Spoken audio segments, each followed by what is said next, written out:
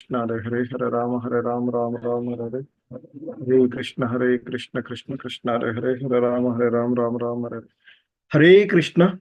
హరే కృష్ణ అందరికి 18 రోజులలో భగవద్గీత అవగాహనము అనేటువంటి ఈ కార్యక్రమానికి హాజరవుతున్నటువంటి మీ అందరికీ కూడా ఇస్కాన్ శ్రీ శ్రీ రాధా గోవింద ఆలయము మంగుళూరు కర్ణాటక తరపున మీ అందరికీ కూడా స్వాగతం తెలియచేస్తూ ఉన్నాము. సో ఇది భగవద్గీత పరిచయ కార్యక్రమము. మరి ఈ కార్యక్రమంలో మీకు భగవద్గీతలోని 18 అధ్యాయాలలో ఉన్నటువంటి ముఖ్య అంశాలని ఈ లెవెల్ 1 18 రోజులలో భగవద్గీత అవగాహనము అనేటువంటి కార్యక్రమంలో మీకు పరిచయం చేయడం జరుగుతుంది. ఆ తర్వాత ఇంకా భగవద్గీత గురించి తెలుసుకోవాలి, భగవద్గీతను గురించి భగవంతుడు బోధనలను అందులో ఉన్నటువంటి ఉద్దేశాలను యథార్థంగా అవగాహన చేసుకోవడానికి మీకు లెవెల్ 2 లెవెల్ 3 అని నెక్స్ట్ ప్రోగ్రామ్స్ ఉంటాయి. సో అందులో కూడా మీరు జాయిన్ అయ్యి కంటిన్యూగా ఉండవచ్చు. బట్ ఇక్కడ మాత్రం మీకు గీత యొక్క ఉద్దేశం, భగవద్గీత ఎందుకు బోధించడానికి అవసరమైంది, అందులో ఉన్నటువంటి అంశాలు ఏమిటి అనేటువంటిది మీకు ఈ లెవెల్ 1 ప్రోగ్రాంలో మీకు తెలియచేయడం జరుగుతుంది. ఇవి బేసిక్. ఎందుకంటే భగవద్గీతను యథాతథంగా మొత్తం అవగాహన చేసుకోవడం అనేది 18 రోజులలో పూర్తయ్యేటువంటి అంశం కాదు. సో కనుకనే వీలైనంత వరకు భగవద్గీతలోని వివిధ అధ్యాయాలలో ఉన్న ముఖ్య సారాంశాన్ని, అలాగే భగవద్గీతపై ఉన్నటువంటి ముఖ్య అంశాన్ని మీకు ఈ ప్రోగ్రాంలో పరిచయం చేయడం జరుగుతూ ఉంటుంది. అలాగే మీరు ఈ 18 రోజులు కూడా రోజు క్లాసులకి అటెండ్ కాగలరు. ఎందుకంటే కొత్తగా విన్న వాళ్ళకి కొంత ఒక రకంగా, అంటే ఎందుకంటే ఇది ఆధ్యాత్మికమైనటువంటి విషయాలు, ఇతర లౌకిక విషయాలు మాదిరిగా ఇవి అంత ఈజీగా మనము అవగాహన చేసుకోలేనటువంటిది. సో కాబట్టి మీరు కొంచెం కష్టంగా అనిపిస్తూ ఉంటుంది, అయినా దీన్ని అవగాహన చేసుకోవడానికి ప్రయత్నం చేయండి. హరే కృష్ణ.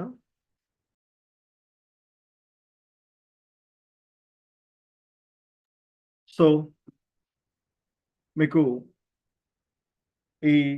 అలాగే ఈ 18 రోజుల్లో రోజుకు ఒక అధ్యాయం చెప్తూ ఉన్నప్పుడు మీరు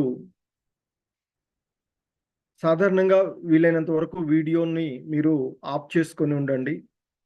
ఎందుకంటే మీకు అక్కడ ఏవైనా బ్యాక్ సైడ్ అవి ఇబ్బందిగా ఉంది, మిగతా వాళ్ళని చూసేటానికి వాళ్ళ యొక్క దృష్టి మరలేటువంటి అవకాశం ఉంటుంది. కాబట్టి వీలైనంత వరకు మీరు మీ యొక్క వీడియోలను ఆఫ్ చేయడం వల్ల మిగతా వాళ్ళకు కూడా ఎటువంటి, అలాగే క్లాస్ జరుగుతూ ఉన్నంతసేపు మీరు మెసేజ్లు చాట్ బాక్స్లో మెసేజ్లు పెట్టడం కానీ చేయకండి. మీకు ఏవైనా డౌట్స్ ఉంటే ఆ పాయింట్ మీరు అండర్లైన్ చేసుకోండి, అంటే నోట్ చేసుకోండి. ఒక పేపర్ పెన్ను దగ్గర పెట్టుకోండి. ఆ అధ్యాయంలో ఏ శ్లోకంలో ఏ అంశం పైన మీకు డౌట్ వచ్చింది నోట్ చేసుకుంటే ఆ తర్వాత క్లాస్ తర్వాత రోజు మీకు క్వశ్చన్స్ చేయడానికి, అంటే మీకు ఏమైనా డౌట్స్ ఆ అధ్యాయానికి సంబంధించినటువంటి అంశాలపైన ఏవైనా సందేహాలు ఉంటే వాటిని కూడా నివృత్తి చేయడం జరుగుతూ ఉంటుంది. సో మెయిన్గా డిజిటల్ హ్యాండ్ రైజ్ చేయడం దాదాపుగా అందరికీ కూడా వాట్సాప్ ఇది జూమ్ యూజ్ చేయడం అలవాటు ఉంటుంది. సో కాబట్టి జూమ్లో డిజిటల్ హ్యాండ్ రైజ్ చేసేటువంటి ఈ విధానం ఉంది, కాబట్టి మీరు చేయొచ్చు. అలాగే క్లాస్ అయిన తర్వాత ఒకవేళ హ్యాండ్ రైజ్ చేయడము, అన్మ్యూట్ కావడం ప్రాబ్లమ్స్ ఉంటే చాట్ బాక్స్లో మీరు మెసేజ్ పెట్టవచ్చు, దానికి సమాధానం ఇస్తాం.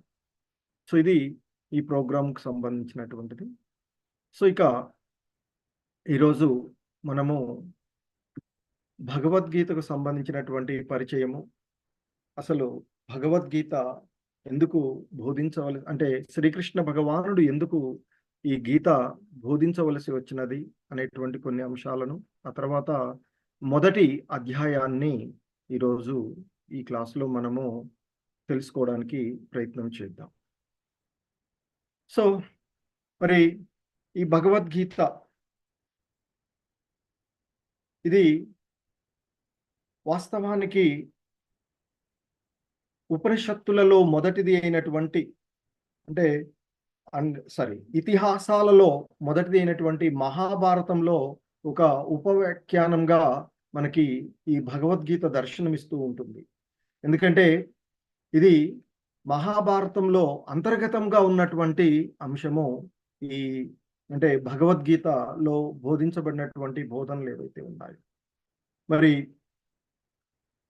ఆ మహాభారతంలో మనకి ప్రస్తుత కలియుగం వరకు కూడా ఉన్నటువంటి సంఘటనలన్నీ కూడా మహాభారతంలో దాదాపుగా, భగవద్గీత అన్న కొద్దిమంది తెలిసి ఉండకపోవచ్చు కానీ మహాభారతం గురించి దాదాపుగా చాలా వరకు అది ఆ పరిస్థితులు అవన్నీ కూడా తెలిసి ఉంటూ ఉంటాయి.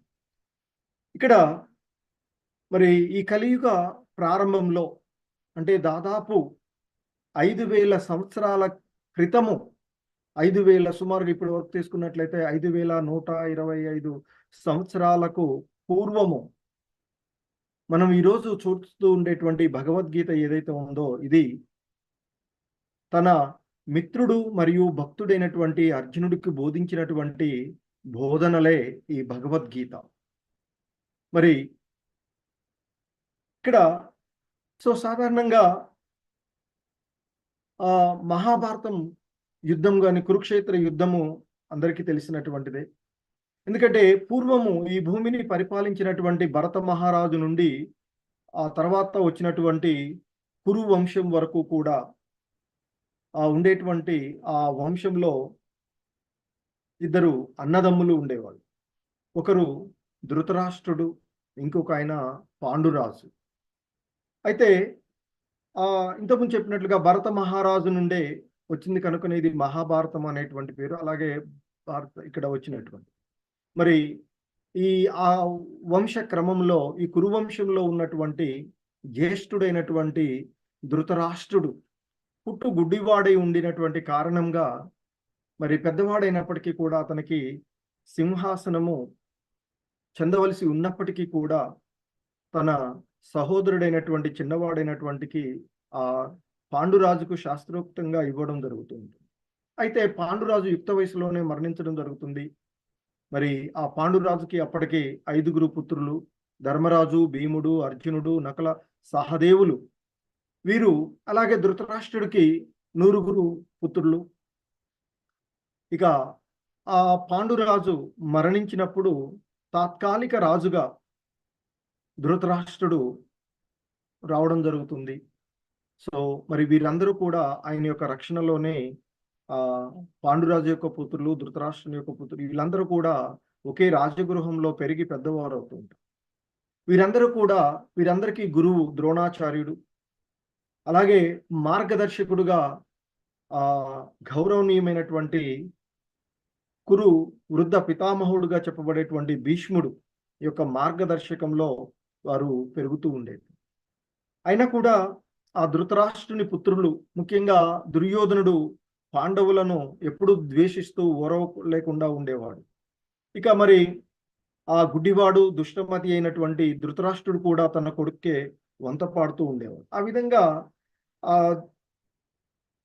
దుర్యోధన, దుశ్శాసనాదులు వారిని, పాండవులను అనేక రకాలైనటువంటి ఇబ్బందులకు గురి చేస్తూ ఉన్నా, మరి అదే సమయంలో ఆ దేవాది దేవుడైనటువంటి కృష్ణ భగవానుడు సాక్షాత్తు కృష్ణుడుగా అవతారం తీసుకున్నటువంటి పరిస్థితుల్లో, మరి ఆ రాజుగా యదువంశంలో వచ్చినటువంటి కృష్ణ భగవానుడు, అలాగే వారి యొక్క పితామహుడు, అలాగే విదురుడు వంటి వారి యొక్క సంరక్షణలో వారు ఆ విధంగా వివిధ రకాలైనటువంటి ఆపదల నుండి బయటపడుతూ వచ్చేవారు. చివరికి దుర్యోధనుడు పాండవులను జూదానికి పిలవడము, ఆ జూదంలో దాదాపుగా అందరికి తెలిసినట్టు దుర్యోధనుడు ఆ తర్వాత వారు అక్కడ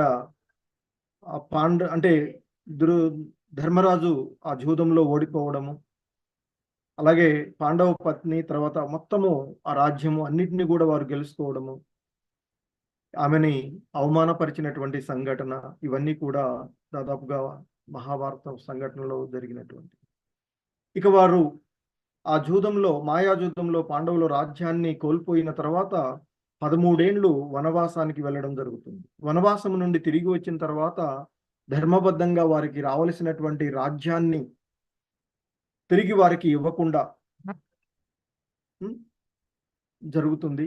ఆ సంఘటనలో వారు సగరాజ్యం వారికి ఇవ్వమని అడగడము, చివరి ప్రయత్నంగా 5 ఊళ్ళైనా ఇవ్వమని అడగడము, దానికి ఆ దుర్యోధనుడు 5 ఊళ్ళు కాదు కదా, సూది మొన మోపినంత ప్రదేశాన్ని కూడా ఇవ్వను అనేటువంటి ఆ పరిస్థితుల్లో యుద్ధం అటు అంటే అన్నదమ్ములు దాయాదులైనటువంటి ఆ ధృతరాష్ట్రుని యొక్క పుత్రులు కౌరవులకు, పాండురాజు యొక్క పుత్రులైనటువంటి పాండవులకు మధ్య యుద్ధము అనివార్యమవుతుంది. సో ఆ విధంగా అనివార్యమై జరిగినటువంటి ఆ యుద్ధం. సో ఆ యుద్ధ సమయంలో మరి అర్జునుడికి రథసారథిగా శ్రీకృష్ణ భగవానుడు ఉంటాడు. ఆ యుద్ధ సన్నద్ధులై ఉన్నటువంటి ఆ సమయంలో అర్జునుడు తన రథసారథిగా ఉన్నటువంటి శ్రీకృష్ణ భగవానుడితో తన రథాన్ని ఇరు సైన్యాల మధ్య నిలుపుమని, తద్వారా నేను ఎవరెవరితో యుద్ధం చేయడానికి అవకాశం ఉంటుందో చూస్తాను అని అడిగినటువంటి సందర్భంలో ఇక అక్కడ ఉన్నటువంటి వారందరినీ చూసి శోకతప్త హృదయంతో నేను యుద్ధం చేయనయ్యా అంటూ అర్జునుడు అన్నటువంటి సమయంలో ఇక ఈ భగవద్గీత బోధన ప్రారంభమవుతుంది. ఇది భగవద్గీత ప్రారంభం అవడానికి అంటే మనకి భగవద్గీత ఉండేటు ఈ సందర్భం. ఇక మరి ఈ భగవద్గీత, ఈ గీతలో బోధించినటువంటి బోధనలన్నీ కూడా మనకి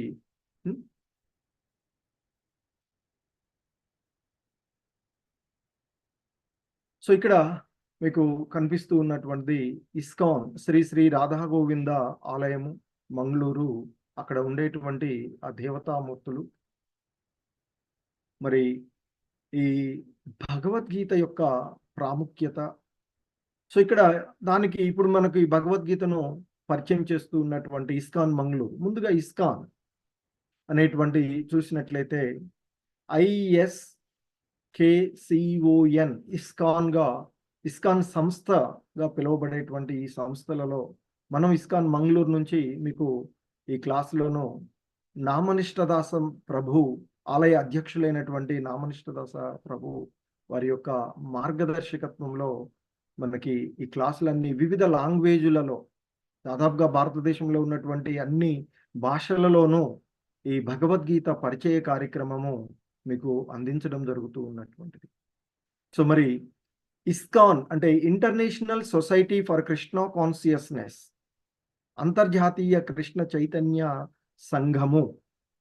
ఇది 1966 జూలైలో స్థాపించబడినటువంటిది. మరి దీన్ని స్థాపించినటువంటి వారు ఏసీ భక్తి వేదాంత స్వామి ప్రభుపాదుల వారు. సరే, వారి గురించి తర్వాత ఒకటి వస్తుంది చూద్దాం.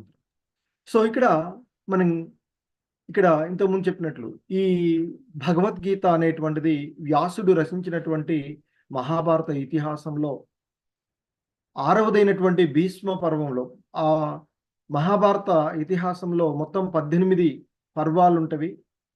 ఆ 18 పర్వాలలో 6వ పర్వమైనటువంటి భీష్మ పర్వంలో 25వ అధ్యాయం నుండి 42వ అధ్యాయం వరకు మొత్తం 18 అధ్యాయాలుగా భగవద్గీత ఉన్నటువంటిది. మరి ఆ మహాభారతాన్ని గురించి వ్యాస మహర్షి శిష్యుడైనటువంటి వైశంపాయన ముని ఆ జనమేజయ మహారాజుకు, పాండవుల వంశంలో వాడు ఉన్నటువంటి ఆ రాజుగా ఉన్నటువంటి ఆ జనమేజయ రాజుకి, ఎందుకంటే తన పూర్వీకుల గురించి వినాలి అనేటువంటి ఆసక్తితో అడిగినప్పుడు ఆ వ్యాస మహర్షి శిష్యుడైనటువంటి వైశంపాయన ముని జనమేయుడుకు చెప్తూ ఉన్నటువంటిది ఆ మహాభారతం. సో మరి ఇక్కడ భగవద్గీతను గీతోపనిషత్ అని కూడా పిలుస్తారు. అంటే ఉపనిషత్తుల సారంగా చెప్పబడుతూ ఉంటుంది గీత. మరి ఈ భగవద్గీతలో మనకి ప్రతి అధ్యాయము ఒక యోగంగా చెప్పబడుతూ ఉండేటువంటిది. అయితే ఇందులో 3 రకాలైనటువంటి యోగ విధానాలు భగవద్గీతలో మనకి కనిపిస్తాయి. 1 కర్మయోగము, 2 భక్తి యోగము, 3 జ్ఞాన యోగము. మరి కృష్ణ ద్వైపాయనులైనటువంటి వ్యాసుల వారి యొక్క ఆ మహాభారత గ్రంథంలో మరి ఇంతకుముందు చెప్పాం కదా, భీష్మ పర్వంలో 25వ అధ్యాయం నుండి 42వ అధ్యాయం వరకు ఉన్నటువంటి శ్రీకృష్ణ అర్జునుల యొక్క సంవాదంగా ఉన్నటువంటి 700 శ్లోకాల ఆ అంశమే భగవద్గీత అనేటువంటి సపరేట్గా మనకి ఉన్నటువంటిది. మరి ఇక్కడ ఈ భగవద్గీత ధృతరాష్ట్రుడి యొక్క విచారణతో ప్రారంభమవుతుంది. దానికి ఆయన యొక్క వ్యక్తిగత కార్యదర్శిగా ఉండేటువంటి సంజయుడు ఆ ధృతరాష్ట్రుడు అడిగినటువంటి వాటికి సమాధానాలుగా చెప్పడము, అలాగే శ్రీకృష్ణ అర్జునుల మధ్య జరిగినటువంటి సంవాదంలో అర్జునుడు అడిగినటువంటి అంటే అడిగినటువంటి ప్రశ్నలుగాను అడిగినటువంటి అంశాలుగా ఉన్నటువంటి శ్లోకాలు 84. ఇక గీతాచార్యులైనటువంటి శ్రీకృష్ణ భగవానుడు బోధించినటువంటి బోధనలుగా ఉన్నటువంటివి 574 శ్లోకాలు. మొత్తము 700 శ్లోకాలలో గీతాచార్యుడైనటువంటి శ్రీకృష్ణ భగవానుడు బోధించినటువంటి బోధనలు 574 శ్లోకాలుగా మనకు భగవద్గీతలో దర్శనమిస్తాయి, వ్యాసుల వారి యొక్క భగవద్గీతలో. సో ఆ వ్యాసుల వారు రచించినటువంటి దాని భగవద్గీతనే ఇస్కాన్ వ్యవస్థాపక ఆచార్యులైనటువంటి శ్రీల ప్రభుపాదుల వారు, అభయ చరణారవింద భక్తి వేదాంత స్వామి ప్రభుపాదుల వారు భగవద్గీత యథాతథము ఇస్కాన్ నుండి మాత్రం, ఎందుకంటే ఆ భగవద్గీతలో భగవంతుడు ఏ ఉద్దేశంతో బోధించదలుచుకున్నారో అదే అంశాలని యథావిధిగా గురు పరంపరలో వస్తూ ఉన్నటువంటి ఆయన ఇప్పుడు ఆ పరంపరలో 32వ ఆచార్యులుగా ఉన్నటువంటి శ్రీల ప్రభుపాదుల వారు బోధించినటువంటి అంటే మనకి ఇచ్చినటువంటి అంశాలు, అభయ చరణారవింద భక్తి వేదాంత స్వామి ప్రభుపాదుల వారు దీనిని భగవద్గీత యథాతథము అంటూ మనకి ఇస్కాన్ నుండి అందించబడినటువంటి అంశం. సో మరి 18 అధ్యాయాలను 3 విభాగాలుగా చెప్పాము. అందులో మొదటి 6 అధ్యాయాలు కర్మ షట్కాలు, నెక్స్ట్ 6 అధ్యాయాలు 7 నుండి 12 వరకు భక్తి షట్కాలు, ఆ తర్వాత చివరిగా ఉన్నటువంటి 6 అధ్యాయాలు జ్ఞాన షట్కాలుగా చెప్పబడతాయి.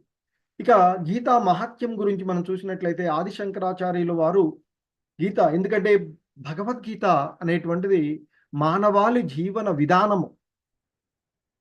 సో మన జీవన విధానమే ఈ భగవద్గీతగా చెప్పవచ్చు.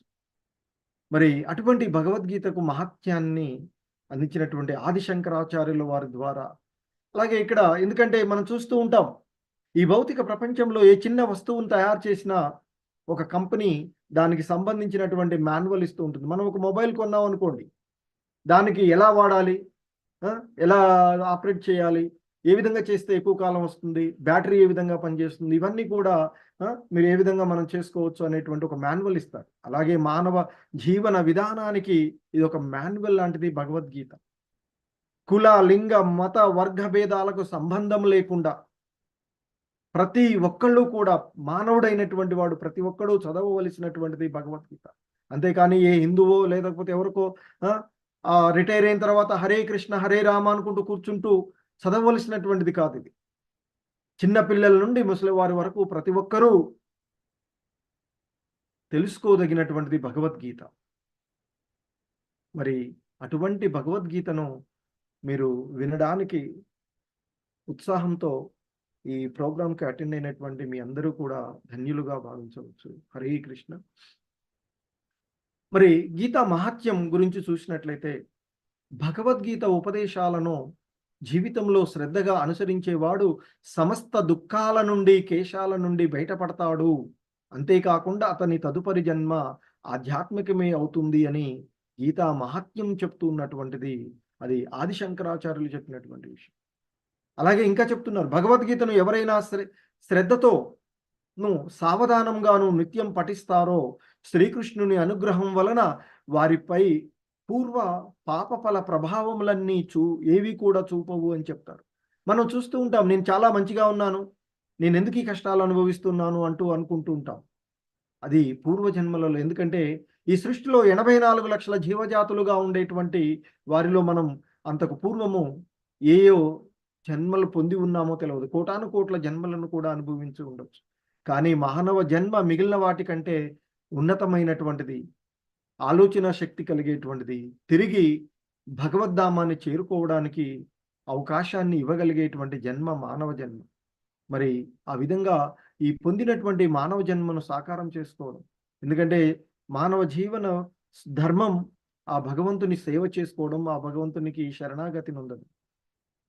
సో అందుకే ఇక్కడ చెప్తూ ఉంటారు, మరి భగవద్గీతను ఎవరైతే శ్రద్ధతోనూ సావధానంగానూ నిత్యం పఠిస్తే వారిపైన ఆ పూర్వ జన్మలలో ఉండేటువంటి ఆ పాప ఫలాలు ఏవి కూడా ప్రభావాన్ని చూపవు అని చెప్తుంది.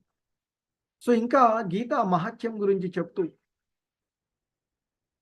ఆయన చెప్తుంటారు. ఎందుకంటే మనం ఈ దేహంపై ఉన్నటువంటి బాహ్య శుభ్రతను స్నానం చేయడం ద్వారా శుభ్రపరచుకోగలుగుతాం. మరి అలాగే అది సాధారణమైనటువంటి జలం. అదే మనం గంగా నదిలో స్నానం చేసాం అనుకోండి, ఎంతో పుణ్యం పొందాము అని చెప్పుకుంటూ ఉంటాం. మరి అదే ఇక్కడ పవిత్రమైనటువంటి గీతా గంగలో మరి ఆ గంగ అనేటువంటిది భగవంతుని యొక్క పాదాల వద్ద నుండి వచ్చేటువంటి నదులన్నీ కూడాను. మరి ఇక్కడ భగవద్గీత ఆ భగవంతుని ముఖారవిందం నుండి ముఖం నుండి వచ్చినటువంటి, నోటి ద్వారా వచ్చినటువంటిది. సో మరి అటువంటి ఈ గీతా గంగలో ఒక్కసారి స్నానం చేస్తే చాలు, ఈ సంసార మాలిన్యం అంతా కూడా పూర్తిగా నశించిపోతుంది అని చెప్తూ ఉన్నారు. ఇంకా చెప్తున్నారు, గంగాజలము పానం చేసిన వాడు ముక్తిని పొందుతాడు. అయితే గీతా గంగామృతాన్ని పానం చేసేవాడు గురించి ఇక వేరుగా చెప్పేదేముంది అంటే, ఆ గంగ కంటే కూడా ఎన్నో ఉన్నతమైనటువంటి అంశాలను చేకూర్చేది భగవద్గీత అని చెప్తారు. భగవద్గీత అనేది మహాభారతంలోని దివ్య అమృతంగా చెప్పబడుతుంది.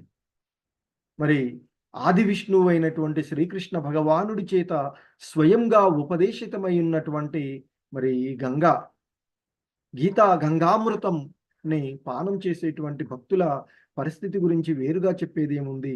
సాధారణ అంటే గంగాజలం, పవిత్ర గంగాజలాల్లో స్నానం చేసినటువంటి వారికి ఎంతో పుణ్యము, ముక్తి లభిస్తుంది అని చెప్తూ ఉంటారు. మరి అటువంటిది ఆ భగవంతుని యొక్క పాదాల నుండి వచ్చినటువంటి గంగకే అంతటి శక్తి ఉన్నప్పుడు, మరి ఆ భగవంతుని ముఖారవిందం నుండి వచ్చినటువంటి ఈ మహాభారతంలోని దివ్య అమృతము, ఆ ఆది విష్ణువుగా చెప్పబడేటువంటి శ్రీకృష్ణ భగవానుడే స్వయంగా ఉపదేశితమై ఉన్నటువంటిది. మరి ఇటువంటి ఈ గీతా గంగామృతాన్ని చదివేవాళ్ళు, వినేవాళ్ళు ఎంతో ధన్యులుగా చెప్పబడుతూ ఉండేటువంటి. అందుకే ఇక్కడ చెప్తూ ఉంటుంటారు గీతా మహత్యాన్ని ఆదిశంకరాచార్యులు చెప్పినటువంటి దాంట్లో, సర్వోపనిషదో గావో దుగ్ధా గోపాలనందన పార్థో వత్స సుధీర్భోక్త దుగ్ధం గీతామృతం మహత్. సర్వ ఉపనిషత్తుల సారమైన భగవద్గీత గోవు కాగా, గోపాలునిగా ప్రసిద్ధిగాంచిన శ్రీకృష్ణ భగవానుడు ఆ గోవు నుండి క్షీరమును పితుకువాడు. మరి గోవు నుండి క్షీరం కావాలంటే దూడ ఉండాలి. మరి అర్జునుడు దూడ కాగా, ఇక పండితులు మరియు శుద్ధ భక్తులు ఆ అమృతమయమైనటువంటి భగవద్గీత పాలను సేవించి ఆనందించేవాళ్ళు అని చెప్తూ ఉంటారు. సో అది గీతా మహత్యం. అలాగే ఇంకా మరి ఈ కలియుగంలో మనకి మానవాళికి ఎన్నో సందేహాలు. ఎందుకంటే ఎంతో మంది దేవతలు ఉన్నారని ఎన్నో గ్రంథాలు ఉన్నాయి, ఇందులో ఏది చదవాలి, అనేక శాస్త్రాలు ఉన్నాయి, ఏ శాస్త్రాన్ని చదవాలి అనేటువంటి కొన్ని వివిధ రకాలైనటువంటి సందేహాలను నివృత్తి చేయడానికి మరి గొప్ప గొప్ప ఆచార్యులు ఇచ్చినటువంటి ఒక శ్లోకం ఇక్కడ మనం చూస్తూ ఉన్నటువంటిది. ఏకం శాస్త్రం దేవకీ పుత్ర గీతం, ఏకో దేవో దేవకీ పుత్ర ఏవా, ఏకో మంత్రస్య నామాని యాని కర్మాప్యేకం తస్య దేవస్య సేవా. ఎందుకంటే ప్రస్తుత కాలంలో జనులందరికీ ఒకే ఒక్క శాస్త్రం, ఒకే ఒక్క దేవుడు, ఒకే ధర్మము ఒకే కర్మ ఉండాలని కోరుకుంటారు. అందుకే ఏకం శాస్త్రం దేవకీ పుత్ర గీతం, ఒకే ఒక శాస్త్రం, అది దేవకీ పుత్రుడు. ఎవరు మరి దేవకీ వసుదేవుల పుత్రుడు? శ్రీకృష్ణ భగవానుడు చేత చెప్పబడినటువంటి భగవద్గీత ఒక్కటే ఈ సమస్త ప్రపంచానికి సంబంధించిన గ్రంథమగుగాక అంటూ చెప్తుంది. అలాగే ఒకే ఒక్క దేవుడు, ఏకో దేవో దేవకీ పుత్ర ఏవా, ఈ సమస్త ప్రపంచానికి శ్రీకృష్ణ భగవానుడే ఒక్కడే దేవాది దేవుడు. The supreme personality of the god హెడ్గా చెప్తారు. పూర్ణ పురుషోత్తముడైనటువంటి దేవాది దేవుడుగా చెప్తూ ఉంటారు. అలాగే ఏకో మంత్రస్య నామాని యాని అని చెప్తున్నారు. మరి ఒకే ఒక మంత్రము, అది ఈ కలియుగ ధర్మం. ఈ కలియుగంలో నామ జపం, హరే కృష్ణ కృష్ణ కృష్ణ హరే హరే, హరే రామ రామ రామ హరే హరే అనేటువంటి ఆ కృష్ణ నామమే ఏకైక మంత్రము.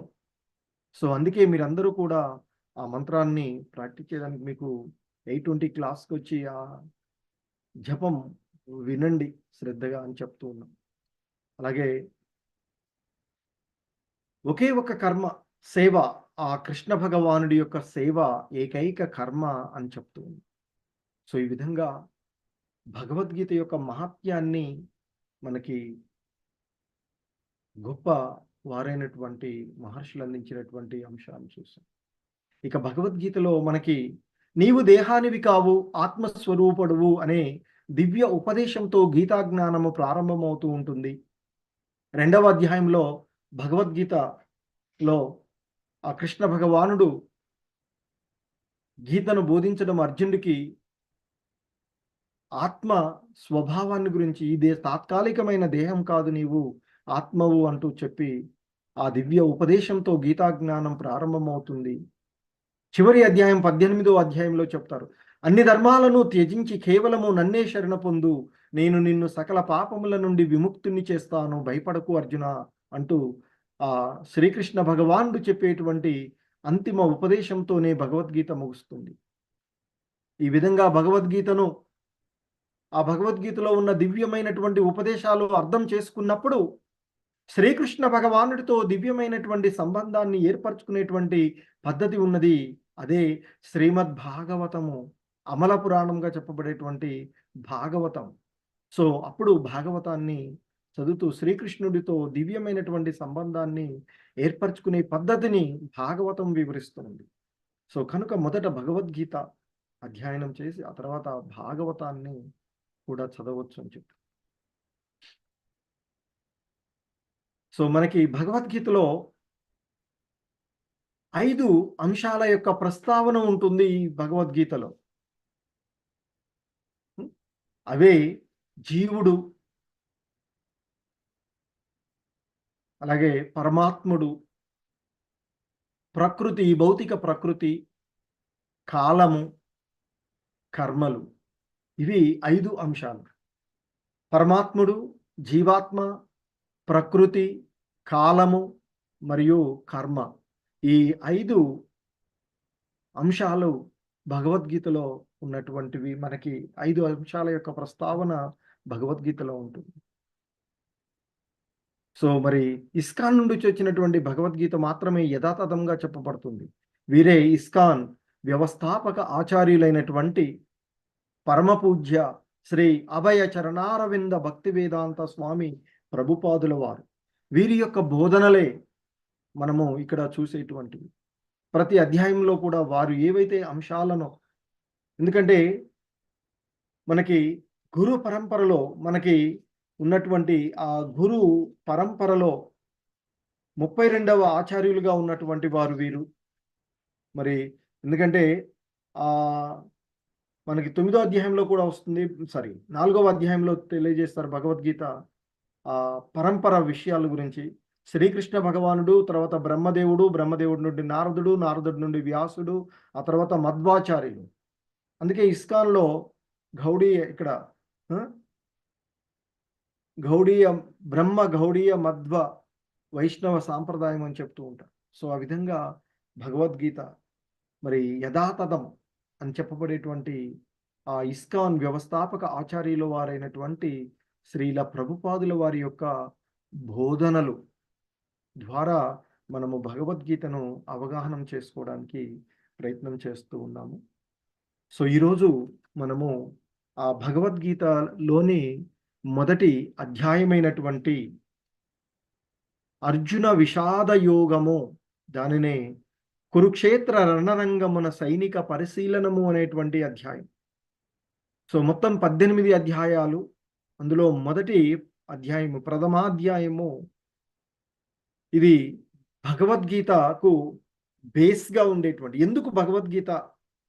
కృష్ణుడు, శ్రీకృష్ణ భగవానుడు అర్జునుడికి బోధించవలసి వచ్చింది. ఈ తత్వశాస్త్రాన్ని, ఈ దివ్య జ్ఞానాన్ని ఎందుకు బోధించవలసి వచ్చింది అనేటువంటిది మనకి ఈ అధ్యాయంలో అర్థమవుతూ ఉంటుంది.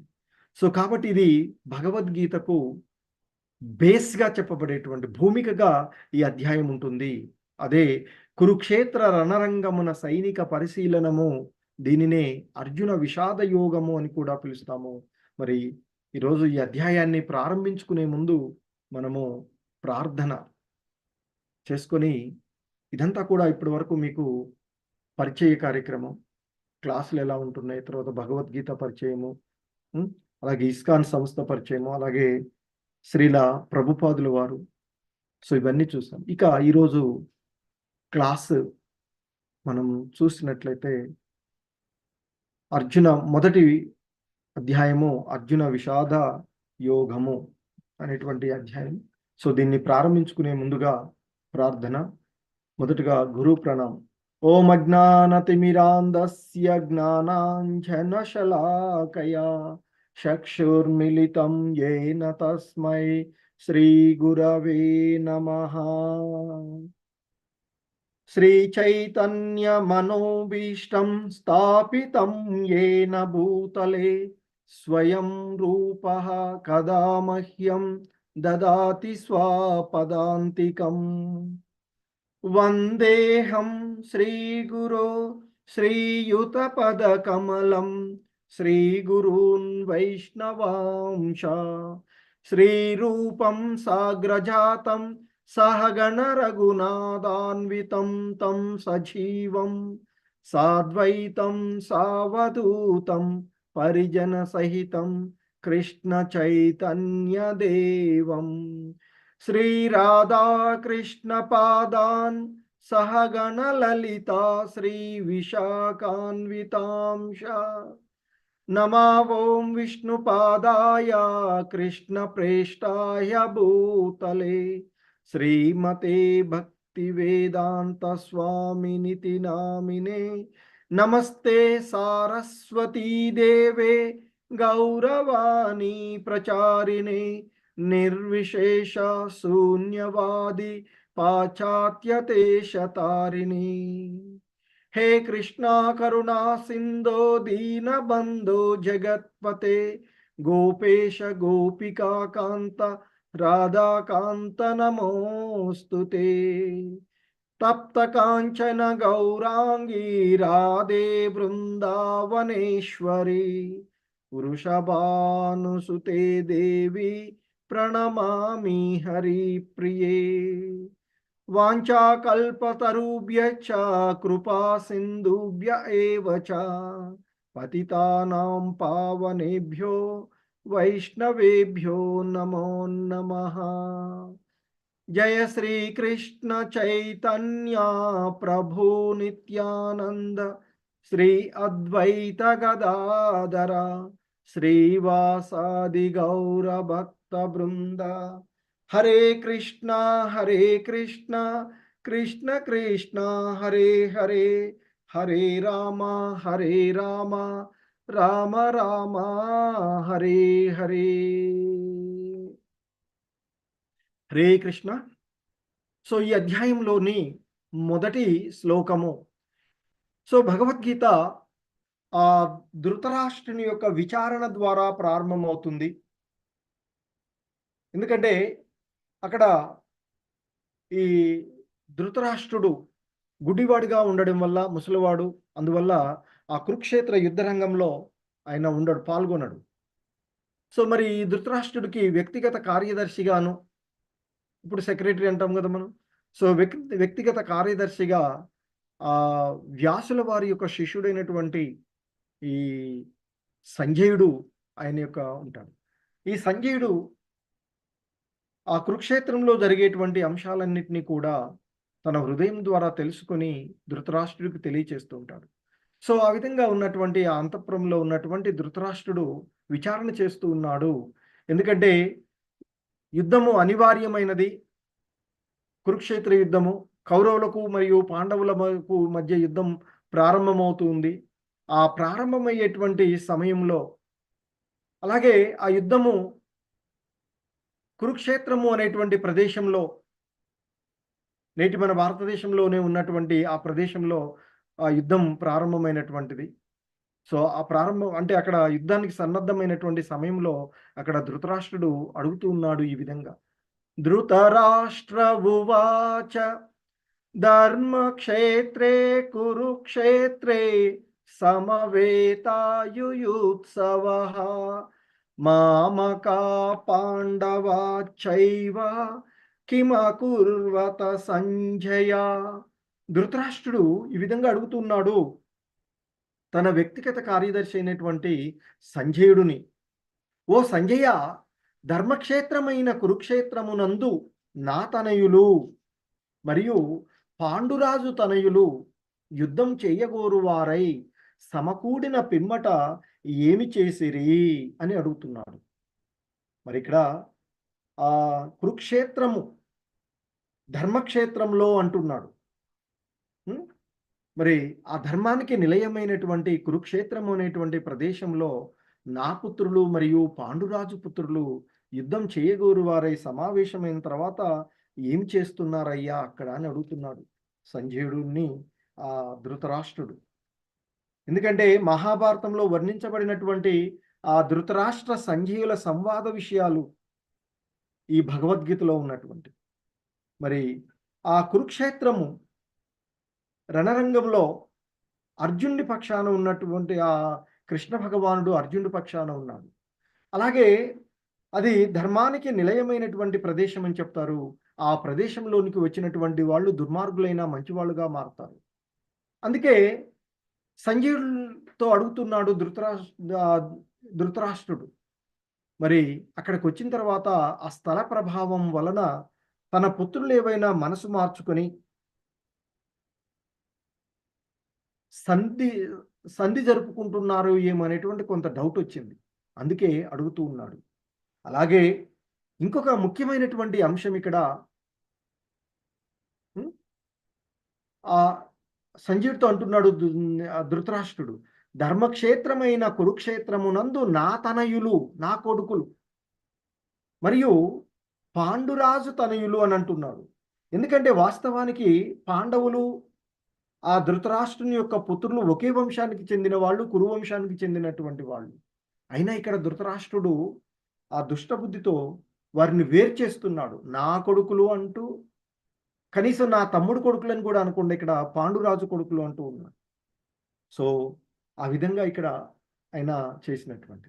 అలాగే మరి ధర్మక్షేత్రంలో, వ్యవసాయ క్షేత్రంలో కలుపు మొక్కలను రైతు ఏం చేస్తాడు? ఏరివేస్తాడు పంట మొక్కను చేసుకొని.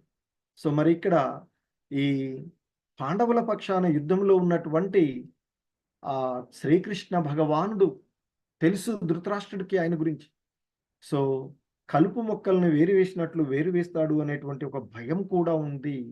అలా సంధి జరగకూడదు అనేటువంటి ఇలాంటి కొన్ని కారణాల వల్ల ఆ విధంగా అడిగి ఉంటారు అని చెప్తారు ఆచార్యులు భాష్యంలో.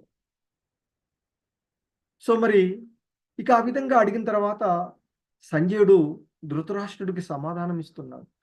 సంజయ ఉవాచ దృష్ట్వా తు పాండవానీకం వ్యూఢం దుర్యోధనస్తదా ఆచార్యముపసంగమ్య రాజా వచనమబ్రవీత్. సో సంజయుడు అంటూ ఉన్నాడు, ఓ రాజా, పాండుతనయులచే వ్యూహంగా ఏర్పాటు చేయబడిన సైన్యమును గాంచిన పిమ్మట దుర్యోధనుడు తన గురువైన ద్రోణాచార్యుడు చెంతకు చేరి ఈ విధంగా అంటూ ఉన్నాడు అని చెప్తున్నాడు. ఏమంటున్నాడట? ఓ గురువర్య, మీ ప్రియ శిష్యుడు అయిన ద్రుపదపుత్రుడి చేత అత్యంత వ్యూహాత్మకంగా నిలుపబడిన పాండవుల ఈ మహా సైన్యాన్ని చూడుము అంటూ ఉన్నాడట. ఆ దుర్యోధనుడు తన గురువైనటువంటి ద్రోణాచార్యుడితో. ఎందుకంటే ద్రోణాచార్యుడు అటు పాండవులకు కౌరవులకు గురువే అయినప్పటికీ కూడా కురుక్షేత్ర యుద్ధంలో కౌరవుల పక్షాన అతడు యుద్ధం చేయవలసి వచ్చింది. అందుకే ఇక్కడ దుర్యోధనుడు ఆ మరి గురువుగారి దగ్గరికి వెళ్ళి ఆయనతో అంటున్నాడు ఏమని? మీ ప్రియ శిష్యుడు అయిన ద్రుపదపుత్రుడి చేత అత్యంత వ్యూహాత్మకంగా నిలుపబడిన పాండవుల యొక్క సైన్యాన్ని చూడండి అంటున్నాడట. ఎందుకంటే ఇక్కడ మరి ద్రుపదపుత్రుడు దృష్టద్యుమ్నుడు అని చెప్తారు. ఆ దృష్టద్యుమ్నుడు వాస్తవానికి ద్రోణాచార్యుణ్ణి సంహరించడానికి ఆ ద్రుపదునికి పుట్టినటువంటి పుత్రుడు. మరి అందుకే ఇక్కడ ఆ బ్రాహ్మణుడు గొప్ప సేనాధిపతి అయినటువంటి ద్రోణాచార్యుడిలో ఉండేటువంటి ఆ లోపాలను ఇక్కడ ఈ రాజనీతి పరుడైనటువంటి దుర్యోధనుడు ఎత్తి చూపాలని ఆ విధంగా అంటున్నారని చెప్తారు. ఎందుకంటే మరి నిన్ను సంహరించడానికి వచ్చినటువంటి ఆ దృష్టద్యుమ్నుడికి నీవు విద్యలన్నీ నేర్పావు. ఈరోజు నీవు నేర్పిన విద్యలు నేర్చినటువంటి నీ దగ్గర నుండి విద్యలు నేర్చినటువంటి ఆ దృష్టద్యుమ్నుడు అంటే ద్రుపదపుత్రుడు పాండవుల వైపున పాండవుల యొక్క సైన్యాన్ని ఎంత వ్యూహాత్మకంగా నిలిపాడో చూడవయ్యా అని చెప్తారు. ఎందుకంటే వాస్తవానికి ద్రుపదపుత్రుడు విద్యలు నేర్చుకోవడానికి వచ్చినప్పుడు ద్రోణాచార్యుడు విద్యలన్నీ కూడా నేర్పిస్తాడు అతనికి. అతడు తను సంహరించడానికి వచ్చి అది అక్కడ గురువుగా అతని బాధ్యతను ఆయన నెరవేరుస్తాడు. ఆ విషయాన్ని ఇక్కడ ఎత్తిపొడుస్తూ ఉన్నాడు ఇక్కడ దుర్యోధనుడు ద్రోణాచార్యుడిని అని చెప్తారు. ఇంకా చెప్తున్నారు ఆయన ఆ పాండవుల సైన్యాన్ని గురించి ఇంకా చెప్తున్నాడు దుర్యోధనుడు ద్రోణాచార్యుడితో అని చెప్తాడు. ఈ సైన్యమునందు భీమార్జునులతో సమానంగా యుద్ధం చేయగల సూర్యులైనటువంటి ధనుర్ధరులు అనేక మంది ఉన్నారు. అందులో యుయుధానుడు, విరాటుడు, ద్రుపదుడు మొదలైనటువంటి మహాయోధులు ఉన్నారయ్యా అంటూ చెప్తున్నాడు. ఇంకా చెప్తున్నారు దుష్టకేతువు, చేకితాను, కాశీరాజు, పురజిత్తుడు, కుంటిభోజుడు, శైభ్యుడు వంటి శూరులైన మహాయోధులందరూ కూడా పాండవుల వైపునున్నారు. ఇంకా పరాక్రమంతుడైన యుధామన్యుడు, శక్తిశాలి అయిన ఉత్తమౌజుడు, సుభద్రాతనయుడైన అభిమన్యుడు, ద్రౌపది కుమారులైనటువంటి ఉప పాండవులు అందులో ఉన్నారు.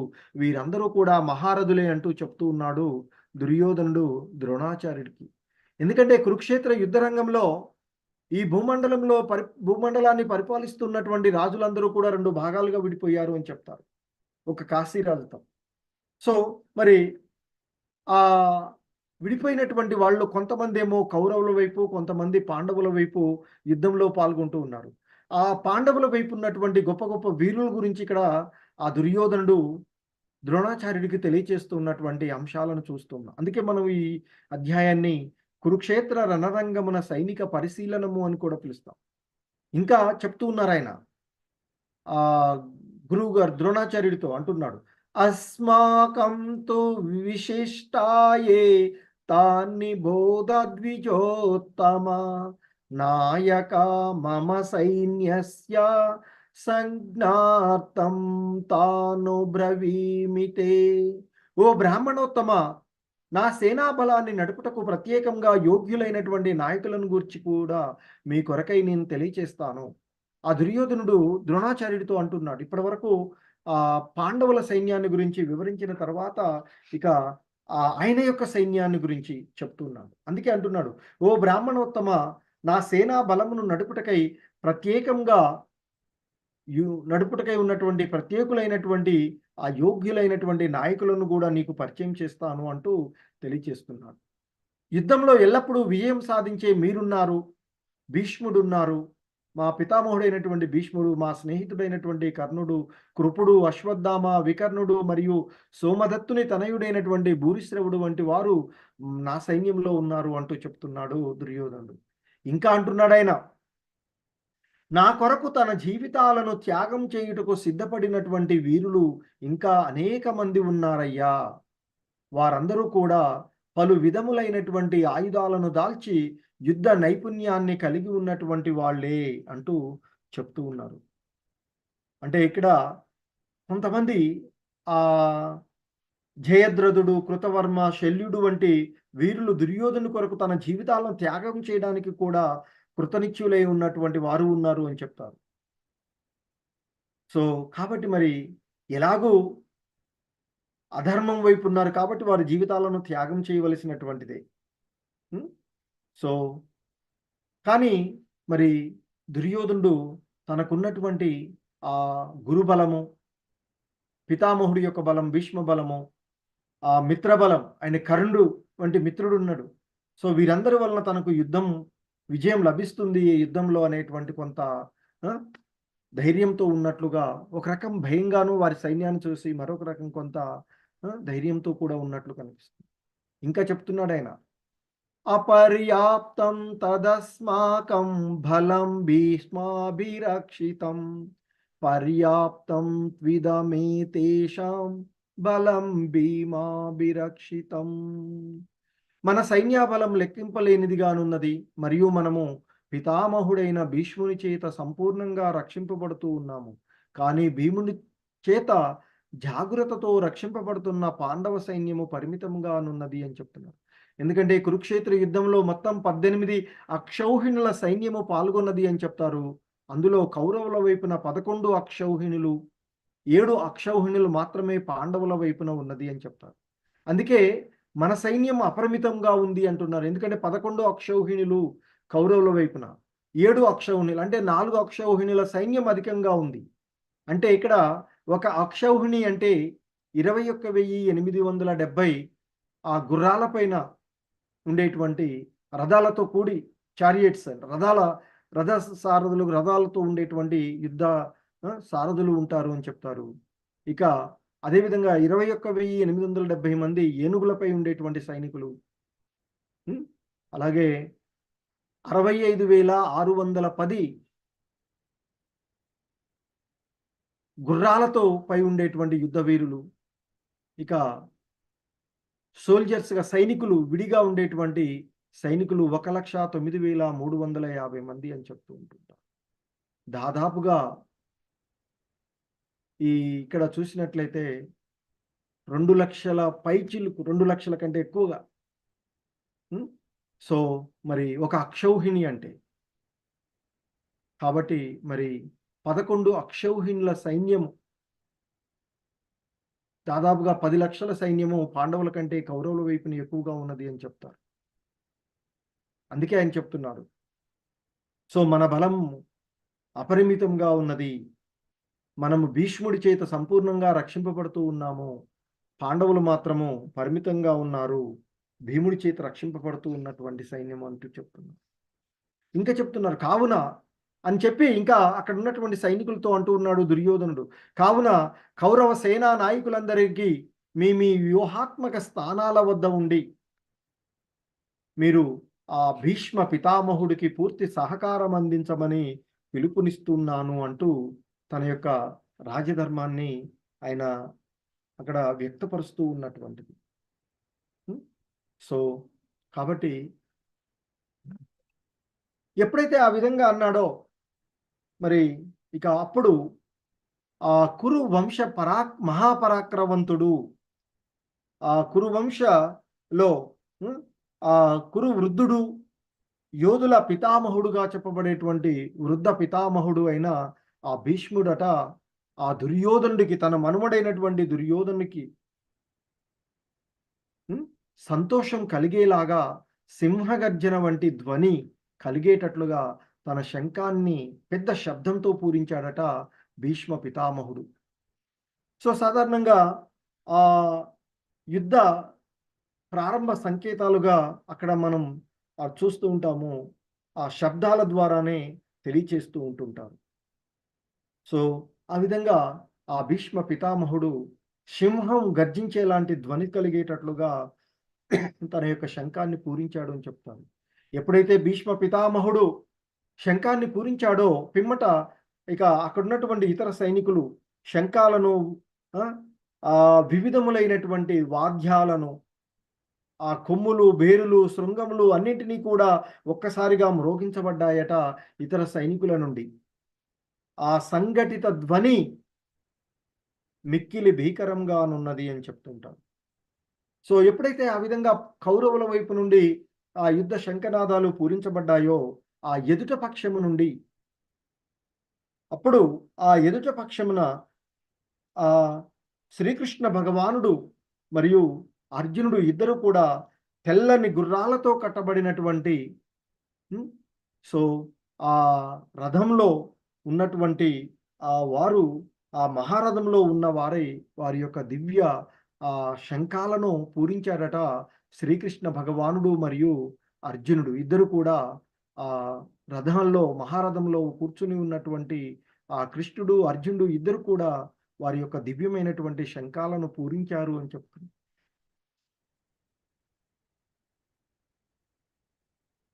వారు పూరించినటువంటి శంఖాలలో పాంచజన్యం హృషికేశో దేవదత్తం ధనంజయ పౌండ్రం దద్మౌ మహాశంకం భీమకర్మ హృకోదరా. సో ఇక్కడ ఆ వృషికేశుడు అంటే శ్రీకృష్ణ భగవానుడు ఆ పాంచజన్యము అనేటువంటి తన శంఖాన్ని పూరించాడట. అర్జునుడేమో దేవదత్త అనేటువంటి శంఖాన్ని పూరించాడు. భోజన ప్రియుడు ఘనమైన కార్యాలు చేసేటువంటి భీముడు పౌండ్రము అనేటువంటి శంఖాన్ని పూరించాడట. ఇక ఆ తర్వాత ఆ యుధిష్ఠరుడు కుంతిపుత్రుడైనటువంటి యుధిష్ఠరుడు అనంత విజయము అనేటువంటి శంఖాన్ని పూరించగా, ఇక నకులుడు సుఘోషం అనేటువంటి శంఖాన్ని, సహదేవుడు ఆ మణిపుష్పకము అనేటువంటి శంఖాన్ని పూరించారట. ఇంకా చెప్తున్నాడు గొప్ప విలుకాడైనటువంటి కాశీరాజు యోధుడైనటువంటి శిఖండి, దృష్టద్యుమ్నుడు, విరాటుడు, జయింపర అన్నటువంటి సాత్యకి, ద్రుపదుడు, ద్రౌపదిని తనయులు, గొప్ప బాహువులు కలిగిన సుభద్రా తనయులు వారందరూ కూడా తమ తమ శంఖాలను పూరించారు అని చెప్తూ ఉన్నారు. ఇంకా ఆ విధంగా ఆ శంఖాల శబ్దాన్ని గురించి చెప్తున్నాడు సంజయుడు ధృతరాష్ట్రుడు. సఘోషోదార్తరాష్ట్రాణం హృదయాన్ని వ్యధారయత్ నభచ్చ పృథివీం చైవ తుమలోభ్యో నానుదయన్. సో ఇంకా ఆయన ఈ విధంగా చెప్తూ ఉన్నారు, ఆ వివిధ శంఖముల ధ్వనులు అతి భీకరంగా అయ్యాయి. అవి ఆకాశమును భూమి రెండింటినీ కూడా కంపింపజేస్తూ దద్దరిల్లింపజేశాయి. మరి ఆ శంఖారావములు ధృతరాష్ట్ర కుమారుల హృదయాలని బద్దలు చేశాయ్యా అంటూ చెప్తూ ఉన్నాడు. సో ఇంకా చెప్తున్నాడు, ఓ రాజా, అప్పుడు పాండుసుతుడైన అర్జునుడు జెండాపై హనుమంతుని సిహనంగా కలిగి ఉన్న రథంలో గాంధీవం ఎత్తుపట్టి యుద్ధ సన్నద్ధులై ఉన్న దుర్యోధనాదులను చూసి శ్రీకృష్ణుడితో ఇలా అన్నాడయ్యా అంటూ చెప్తున్నా. సో ఇక్కడ విజయ సంకేతాలుగా చెప్పబడేటువంటి అంశాలను మనం చూసినట్లయితే, ఆ ప్రదేశము ధర్మక్షేత్రము కాబట్టి ధర్మం పాండవుల వైపున ఉన్నది కాబట్టి పాండవులకు విజయ సంకేతం ఎక్కువగా ఉంది. అలాగే అర్జునుడు వాడుతూ ఉన్నటువంటి రథము దివ్యమైనటువంటి రథము అని చెప్తారు, మరి అగ్నిదేవుడిచ్చినటువంటి. అలాగే రథం పైన కపిధ్వజ, ఆ హనుమంతుడు చిహ్నంగా ఉన్నటువంటి ధ్వజం ఆయన దానిపై ఉందని చెప్తారు. అలాగే శంఖనాదాలు పూరించినప్పుడు ధృతరాష్ట్రుని యొక్క పుత్రుల హృదయాలను బద్దలు చేశాయి అని చెప్తున్నారు. అలాగే అర్జునుడు వాడేటువంటి గాంధీవం పాశుపతాస్త్రం ఏదైతే ఉందో అది శివుడి ద్వారా పొందినటువంటిది వరం. అలాగే ఇంకొక పదం కూడా త్యక్త జీవిత, వాళ్ళ జీవితాలను త్యాగం చేయడానికి, అంటే కౌరవుల పక్షాన ఉన్నటువంటి వారు ఖచ్చితంగా వారి జీవితాలను త్యాగం చేయవలసినటువంటిది అనేటువంటిది. అలాగే యుద్ధం ప్రారంభమైనటువంటిది మోక్షద ఏకాదశి అని చెప్తారు. అలాగే మరి శ్రీకృష్ణ భగవానుడు ఎక్కడ ఉంటే ఆ భాగ్యలక్ష్మి కూడా అక్కడే ఉంటుంది, ఆ ఋషికేశుడైనటువంటి శ్రీకృష్ణ భగవాన్. సో ఆ విధంగా పాండవుల వైపున ఎక్కువ విజయ అవకాశాలు ఉన్నవిగా విశ్లేషిస్తూ ఉంటారు పండితులు, మహర్షులు, గురువు. సో ఇక అర్జునుడు, ఇంతకుముందు చెప్పినట్లు అర్జునుడు అన్నారని చెప్తున్నారు కదా. సో ఆ విధంగా ఆ పాండుసుతుడైనటువంటి అర్జునుడు తన రథసారథిగా ఉన్నటువంటి శ్రీకృష్ణ భగవానుడితో అంటున్నాడట. అర్జున ఉవాచ సేనయోరుభయోర్मध्ये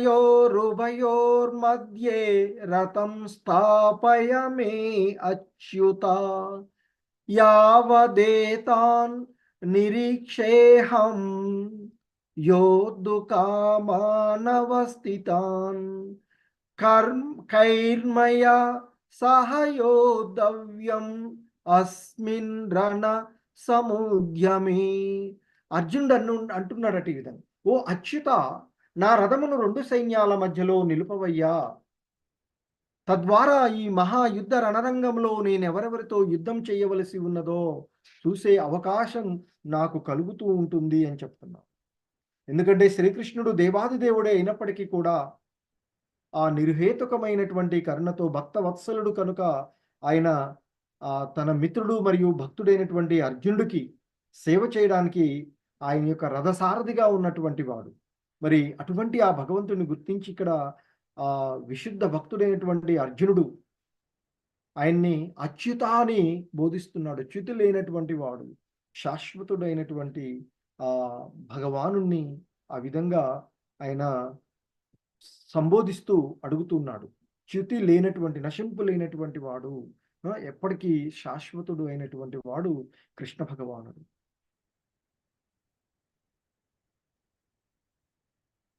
సో ఇంకా సంజయుడు చెప్తున్నాడు. సంజయుడు ఈ విధంగా అంటున్నాడట ఆ ఇది ధృతరాష్ట్రుడితో, ఓ భరతవంశీయుడా, అర్జునుని చేత ఆ విధంగా సంబోధించబడినటువంటి వాడై శ్రీకృష్ణ భగవానుడు ఉత్తమమైనటువంటి రథాన్ని ఇరుసేనల నడుమ నిలిపాడు అంటూ చెప్తూ ఉన్నాడు.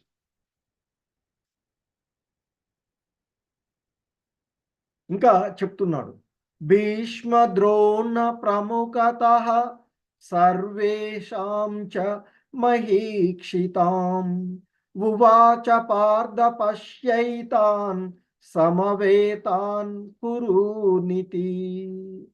సో ఇంకా మరి ఇక్కడ శ్రీకృష్ణుడు అర్జునుడితో అంటూ ఉన్నాడట, భీష్ముడు ముఖ్యంగా ఆ రథాన్ని ఇరుసైన్యాల మధ్యలో నిలిపి భీష్ముడు, ద్రోణుడు, ఇతర భూపాలకుల సమక్షంలో శ్రీకృష్ణుడు, ఓ పార్థ, ఇచట సమకూడిన కురువంశీయులందరినీ చూడు అని పలికాడట శ్రీకృష్ణ భగవానుడు అర్జునుడితో.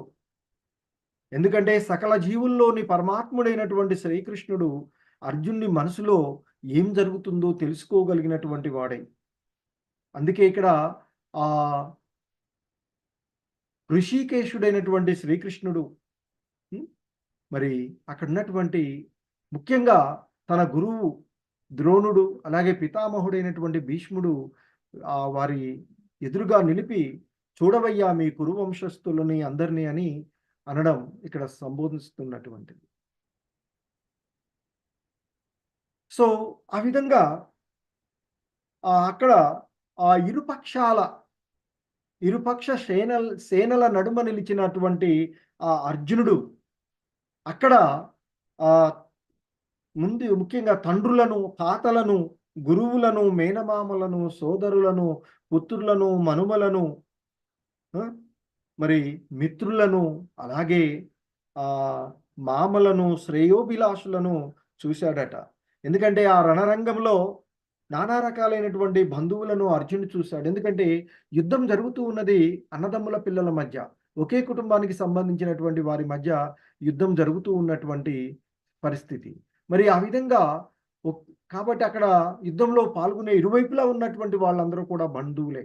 అందుకే అచ్చట తండ్రులను, తాతలను, గురువులను, మేనమామలను, సోదరులను, పుత్రులను, మనుములను, స్నేహితులను, ఆ మామలను, మేనమామలు, మామలు, సో మరి శ్రేయోభిలాషులందరినీ కూడా అర్జునుడు చూశాడట ఆ కురుక్షేత్ర రణరంగంలో ఉన్నటువంటి. ఎందుకంటే తాత అయినటువంటి భీష్ముడు అలాగే ద్రోణాచార్యులు, కృపాచార్యులు వంటి గురువులు, శల్యుడు, శకుని వంటి మేనమామలు, దుర్యోధనుడు వంటి ఆ సోదరులను, మరి ఆ లక్ష్మణుడు వంటి పుత్రులను, అశ్వత్థామ వంటి మిత్రులు, ఇక కృతవర్మ వంటి శ్రేయోభిలాషులు, వాళ్ళందరినీ కూడా అక్కడ చూసినటువంటి సందర్భము అని చెప్తూ ఉంటారు. సో చూసి ఇంకా ఈ విధంగా అంటున్నాడు, తాన్ సమీక్ష్య స కౌంతేయ సర్వాన్ బంధూనవస్థితాన్ కృపయా పరయావిష్టో విషీదన్నిదమబ్రవీత్. సో కుంతీతనయుడైనటువంటి అర్జునుడు అక్కడ ఉన్నటువంటి తన స్నేహితులను, బంధువులను చూసి కరుణతో కూడిన వాడై ఈ విధంగా అన్నాడట అర్జునుడు. ఏమంటున్నాడు అర్జునుడు?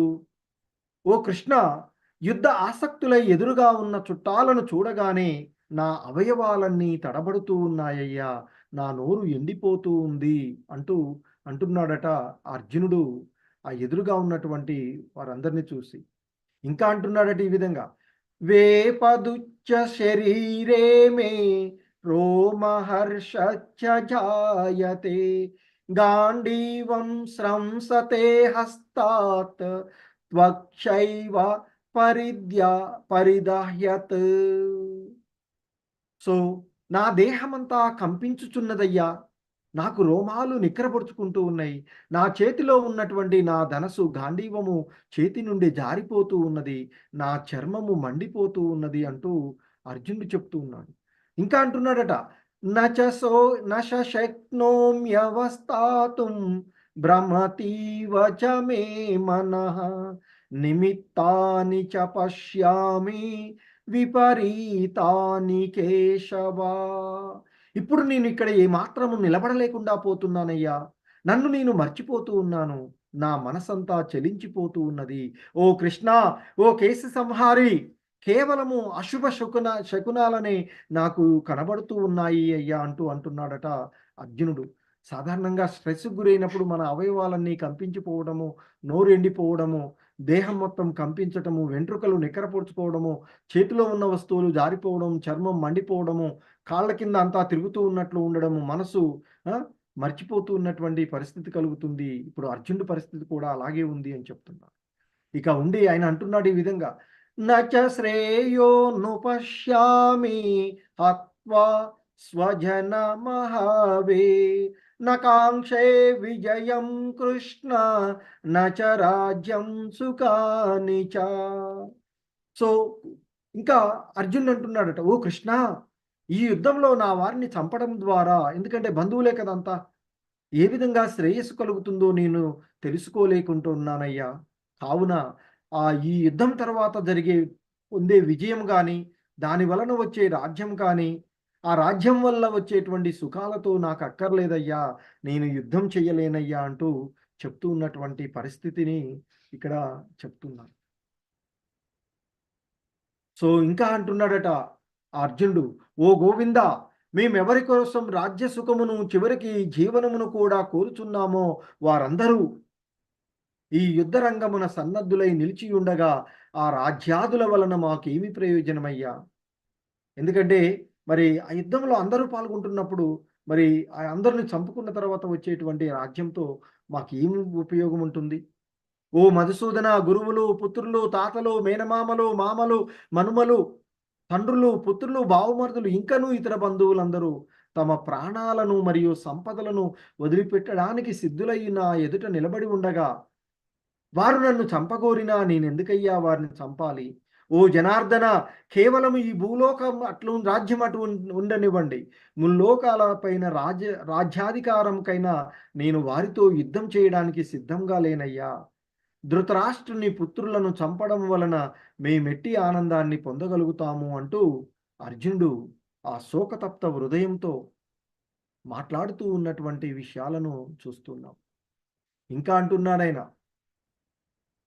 ఇటువంటి దుర్మార్గులను చంపినాచో మాకు పాపమే కలుగుతుంది కనుక ధృతరాష్ట్రుని పుత్రులు మరియు బంధువులను చంపుట మాకు తగదయ్యా.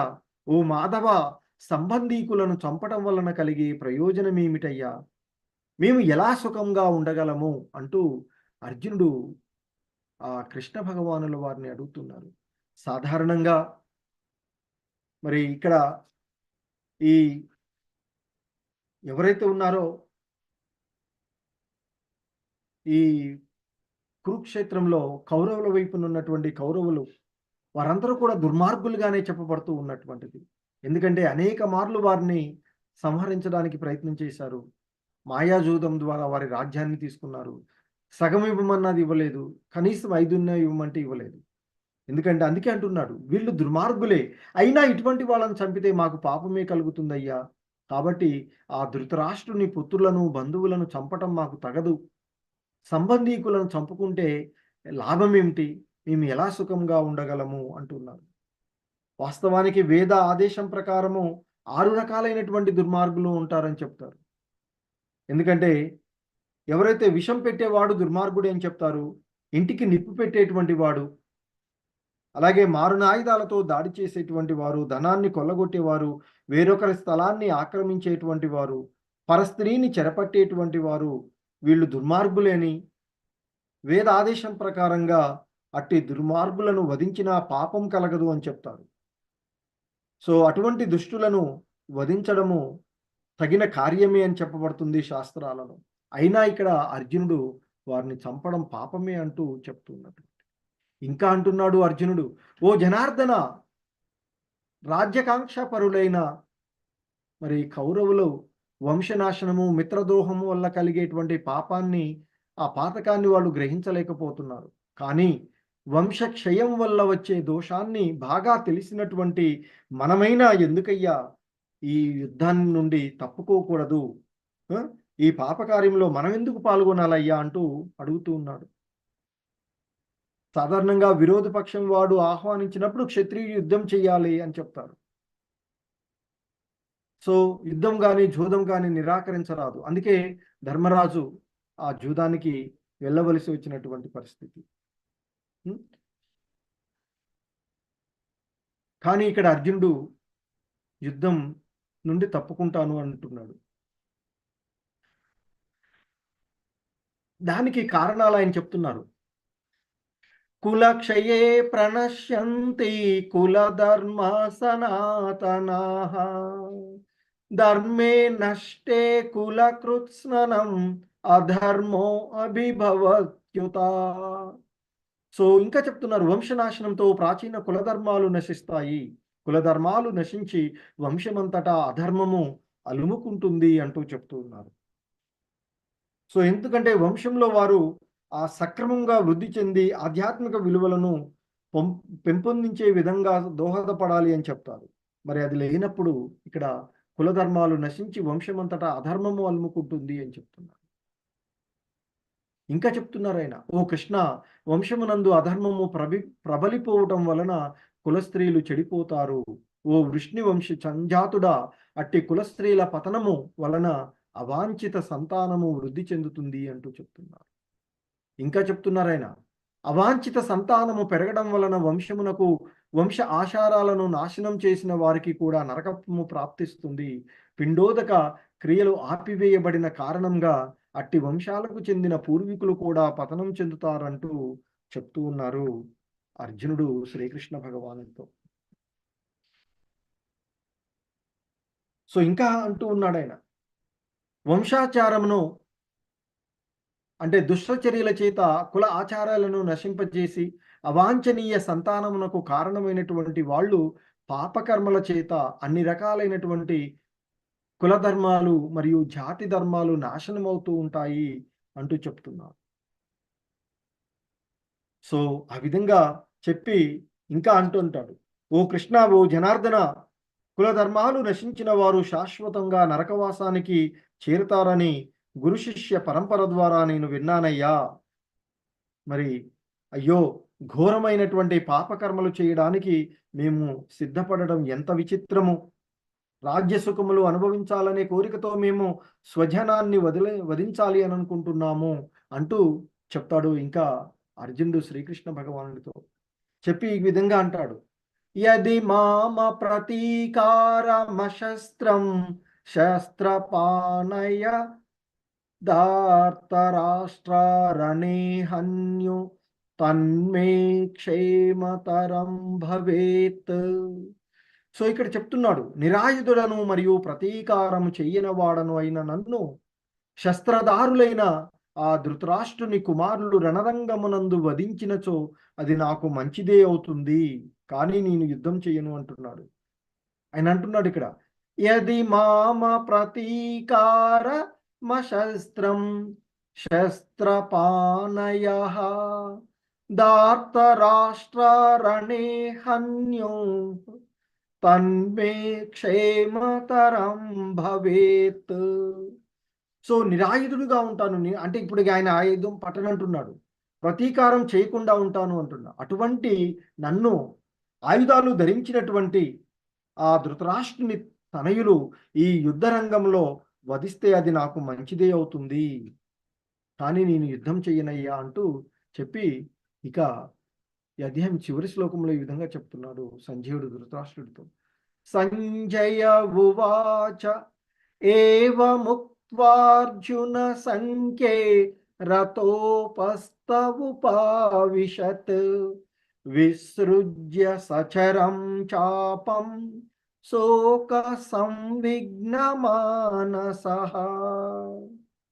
సో సంజయుడు ఈ విధంగా చెప్తున్నాడు, రణరంగమునందు అర్జునుడు ఈ విధంగా పలికి తన ధనుర్బాణాలను పక్కన పడవేసి దుఃఖం చేత కల్లోలితమైన మనసు కలవాడై రథంలో కూర్చుండిపోయాడు అంటూ చెప్తున్నాడు. హరే కృష్ణ. హరే కృష్ణ. అందరికీ ధన్యవాదాలు. హరే కృష్ణ హరే కృష్ణ కృష్ణ కృష్ణ హరే హరే హరే రామ రామ రామ